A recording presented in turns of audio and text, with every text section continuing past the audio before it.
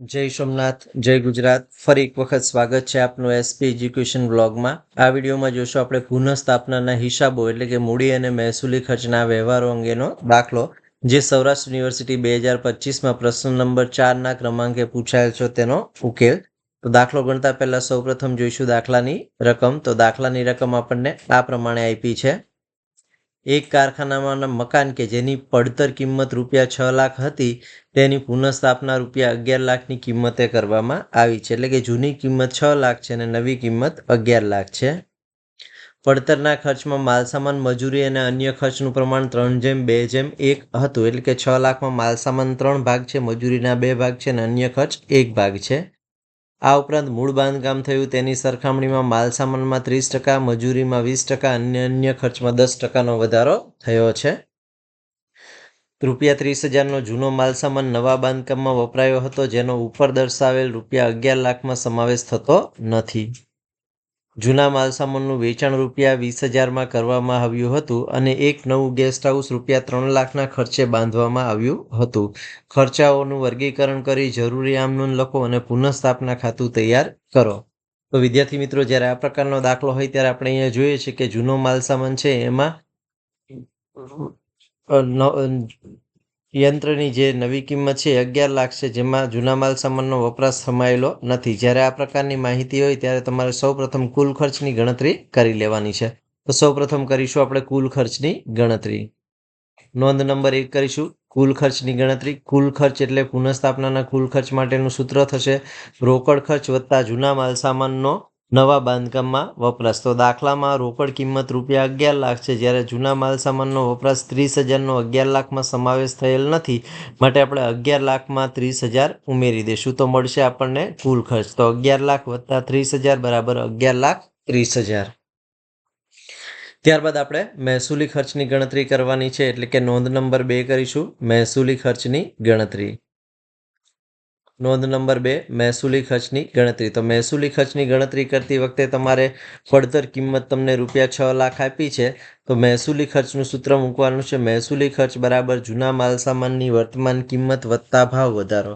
તો જૂના માલસામાનની પડતર કિંમત રૂપિયા 6 લાખ છે, જેમાં માલસામાન, મજૂરી અને અન્ય ખર્ચનું પ્રમાણ 3:2:1 હતું. તો આપણે 6 લાખને 3:2:1ના પ્રમાણમાં પહેલા વહેંચી દેવાના છે. તો સૌપ્રથમ આપણે માલસામાન બરાબર 6 લાખ ગુણ્યા 3/6 કરીશું તો મળશે 3 લાખ. મજૂરી બરાબર 6 લાખ ગુણ્યા 2/6 કરીશું તો મજૂરીની રકમ મળશે 2 લાખ. જ્યારે અન્ય ખર્ચ શોધીશું તો અન્ય ખર્ચ બરાબર 6 લાખ ગુણ્યા 1/6 એટલે 1 લાખ. આમ 6 લાખને માલસામાન, મજૂરી અને અન્ય ખર્ચના પ્રમાણમાં વેચતા 3 લાખ, 2 લાખ અને 1 લાખ મળ્યું છે. હવે દાખલામાં આપણને કીધું છે કે મૂળ બાંધકામ થયું તેની સરખામણીમાં માલસામાનમાં 30%, મજૂરીમાં 20% અને અન્ય ખર્ચમાં 10%નો વધારો થયો છે. તો આપણે જે મૂળ કિંમત છે એમાં ભાવ વધારો ઉમેરી દેવાનો છે. તો આવી રીતે આપણે પત્રક લખી નાખવાનું છે. વિગત: માલસામાનમાં 30% વધારો, મજૂરી 20% વધારો, અન્ય ખર્ચમાં 10% વધારો અને કુલ ખર્ચ. સૌપ્રથમ આપણે જૂન્ય માલસામાનની પડતર કિંમત, માલસામાનની અનુક્રમે 3 લાખ, મજૂરીની અનુક્રમે 2 લાખ અને અન્ય ખર્ચની અનુક્રમે 1 લાખ. 3 લાખ વત્તા 2 લાખ વત્તા 1 લાખ એટલે કુલ ખર્ચ થશે 6 લાખ. એમાં ઉમેરી દઈશું ભાવ વધારો. તો ઉમેરીશું ભાવ વધારો. 3 લાખના 30% કરીશું તો માલસામાનમાં 90,000નો વધારો થશે. મજૂરીમાં ભાવ વધારો કરીશું 2 લાખના 40%, 20% તો 40,000નો વધારો થશે. અન્ય ખર્ચ 1 લાખ છે, એના 10% કરીશું તો મળશે 10,000નો વધારો. આમ 90,000 વત્તા 40,000 વત્તા 10,000 કરીશું તો કુલ ખર્ચમાં ભાવ વધારો થશે 1,40,000. હવે આપણે કુલ મહેસૂલી ખર્ચ શોધીએ તો માલસામાનનું 3,90,000 થશે, મજૂરી 2,40,000 અને અન્ય ખર્ચ 1 લાખ થશે. જ્યારે કુલ ખર્ચ રૂપિયા 7,20,000 થશે. એટલે કે 7,20,000 છે એ મહેસૂલી ખર્ચ છે, જેને આપણે મૂડી અને મહેસૂલી ખર્ચનું ફાળવણી દર્શાવતું પત્રક બનાવીએ તેમાં આપણે પ્રથમ ક્રમાંકે દર્શાવેલું છે. તો સૌપ્રથમ આપણે બનાવી લેવાનું છે મૂડી અને મહેસૂલી ખર્ચની ફાળવણી દર્શાવતું પત્રક, એટલે પુનઃસ્થાપનાના ખર્ચની મૂડી અને મહેસૂલી ખર્ચની ફાળવણી દર્શાવતું પત્રક. વિગત: મહેસૂલી ખર્ચ અને મૂડી ખર્ચ. સૌપ્રથમ આપણે જૂના માલસામાનની ચોપડે કિંમત આપણને દાખલામાં આપી છે રૂપિયા 6 લાખ. એમાં નોંધ નંબર 2 મુજબનો ઉમેરીશું ભાવ વધારો ₹1,40,000. 6 લાખ વત્તા 1,40,000 કરીશું તો મળશે 7,40,000.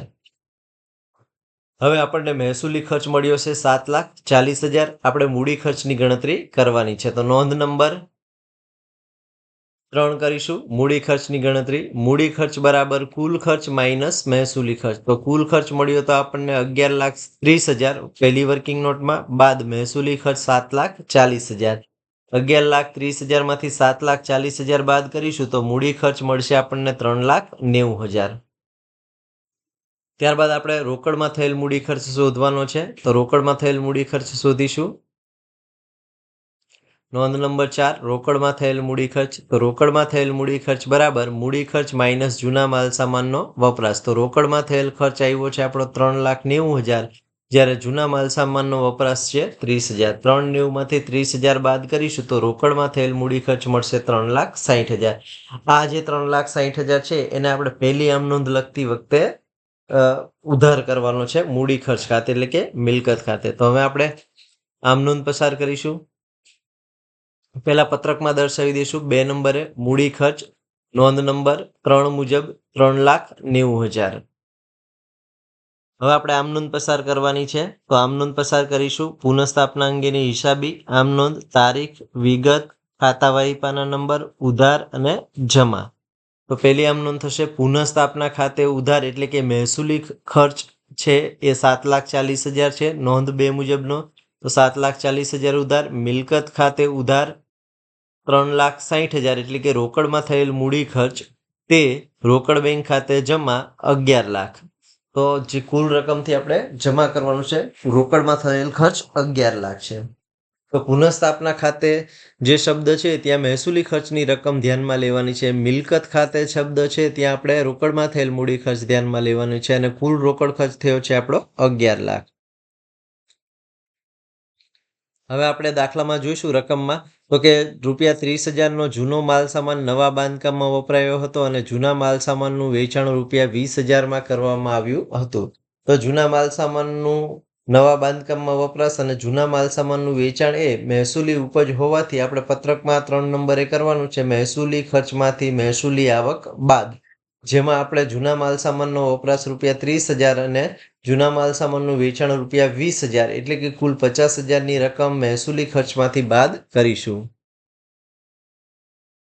તો પત્રકમાં જઈશું, બાદ કરીશું મહેસૂલી ખર્ચમાંથી જૂના માલ સામાનની ઉપજ, જેમાં જૂના માલ સામાનનો વપરાશ ₹30,000 અને જૂના માલ સામાનનું વેચાણ ₹20,000. 30,000 વત્તા 20,000 કરીશું તો મહેસૂલી આવક મળશે 50,000, જે આપણે મહેસૂલી ખર્ચમાંથી બાદ કરવાની છે. આ થઈ ગયા બાદ આપણે આમનોંધ નંબર 2 જૂના માલ સામાનના વપરાશ અંગેની પસાર કરવાની છે, અને આમનોંધ નંબર 3 છે એ જૂના માલ સામાનના વેચાણની કરવાની છે. તો બંને સંજોગોમાં પુનઃસ્થાપના ખાતું જમા થશે. જૂના માલ સામાનનો વપરાશ થાય ત્યારે મિલકત ખાતું ઉધાર થશે, અને જૂના માલ સામાનનું વેચાણ થાય ત્યારે રોકડ બેંક ખાતું ઉધાર થશે. તો આમનોંધ પસાર કરીશું અનુક્રમે જૂના માલ સામાનના ઉપજની અને જૂના માલ સામાનના વેચાણની. તો જૂના માલ સામાન નવા બાંધકામમાં ઉપયોગ થાય ત્યારે મિલકત ખાતે ઉધાર ₹30,000 અને આવક હોવાથી મહેસૂલી આવક હોવાથી તે પુનઃસ્થાપના ખાતે જમા ₹30,000. ત્યારબાદ જૂના માલ સામાનનું વેચાણ કરવામાં આવે તો ધંધામાં રોકડ આવે તો રોકડ બેંક ખાતે ઉધાર 20,000 અને આ મહેસૂલી આવક છે તેથી તે પુનઃસ્થાપના ખાતે જમા 20,000. ત્યારબાદ દાખલામાં આપણને આપ્યું છે એક નવું ગેસ્ટ હાઉસ ₹3 લાખના ખર્ચે બાંધવામાં આવ્યું હતું. તો 3 લાખના ખર્ચે જ્યારે નવું ગેસ્ટ હાઉસ બાંધવામાં આવે તો એને સહાયક મિલકત કહેવાય, અને તેને આપણે મૂડી ખર્ચમાં ઉમેરી દેવાની છે. તો પહેલા પત્રકમાં દર્શાવી દઈશું અને ત્યારબાદ દર્શાવીશું, આમ નોંધ લખીશું. તો 4 કરીશું મૂડી ખર્ચમાં ઉમેરા નવા ગેસ્ટ હાઉસનું બાંધકામ, અને મૂડી ખર્ચમાં લખીશું 3 લાખ. હવે એને આપણે આમ નોંધ પસાર કરીશું. તો નવું ગેસ્ટ હાઉસ બન્યું તો ગેસ્ટ હાઉસ ખાતે ઉધાર તે રોકડ બેંક ખાતે જમા 3 લાખ 3 લાખ. તો આમ નોંધ પસાર કરીશું. નોંધ નંબર 4 ગેસ્ટ હાઉસ ખાતે ઉધાર ₹3 લાખ તે રોકડ બેંક ખાતે જમા 3 લાખ. ત્યારબાદ આપણે મૂડી અને મહેસૂલી ખર્ચની ફાળવણી દર્શાવતું પત્રક બંધ કરવાનું છે. તો મૂડી ખર્ચનો સરવાળો કરીશું તો 3,90,000 વત્તા 3 લાખ એટલે મળશે 6,90,000.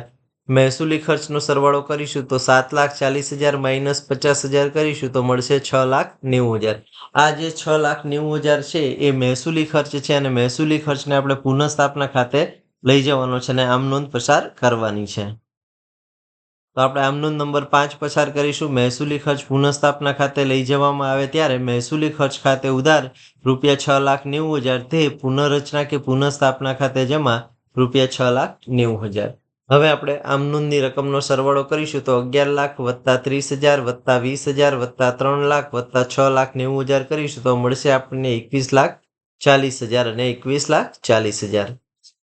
તો આ દાખલો છે સૌરાષ્ટ્ર યુનિવર્સિટી 2025માં પ્રશ્ન નંબર 4ના ક્રમાંકમાં પૂછાયેલો હતો. જ્યારે પણ આ પ્રકારનો દાખલો ગણવાનો હોય ત્યારે સૌપ્રથમ તમારે કુલ ખર્ચની ગણતરી કરવાની, ત્યારબાદ મહેસૂલી ખર્ચની ગણતરી કરવાની, ત્યારબાદ જરૂરિયાત મુજબ પત્રકમાં મૂકતું જવાનું અને આમ નોંધ લખતું જવાનું છે અને ત્યારબાદ આવી રીતે આ પત્રક બંધ કરી અને પુનઃરચના ખાતે લઈ જઈ અને છેલ્લી આમ નોંધ પસાર કરવાની છે.